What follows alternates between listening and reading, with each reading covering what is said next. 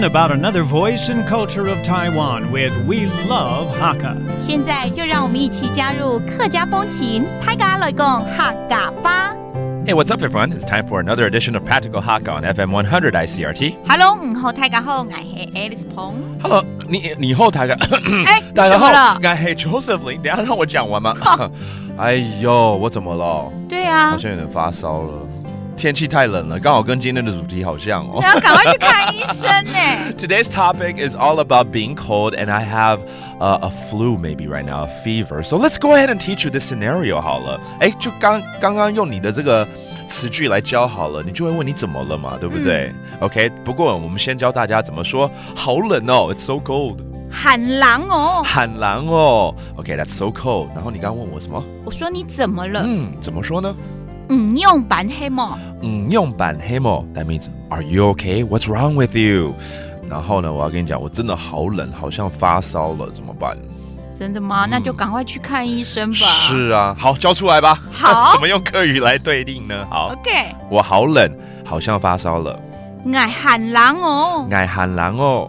冻枪发烧嘞，冻枪发烧嘞 ，OK， 发烧就是发烧了，好像真的发烧了，你要不要摸一下？真的吗？我摸一下，哎呀，真的发烧了，没有那么烫吧？发烧嘞，啊，什么意思？就是真的发烧了，海陆腔啊，发烧嘞。Oh, that's a different dialect for saying a fever. 发烧嘞 ，OK, that's a different dialect. 发烧，对，不管是哪一个这个腔都一样，都是发烧了。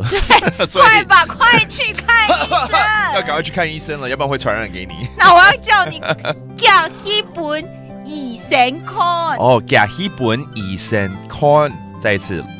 寄一本医生看。寄一本医生看，就是赶快去看医生，对不对？对，医生是医生。那有人也会说先生，先生就先生一样哈。对， okay. 其实也是医生的意思。A different way of saying the doctor is 先生 or 医生。医生 or 医生 ，OK。好，我们赶快来 review， 这样我才可以赶快去看医生，好吗 ？OK。我怎么了？不对，你怎么了？用板黑毛。用板黑毛，发烧了 ，a fever。发烧嘞。发烧嘞 ，and the doctor 医生。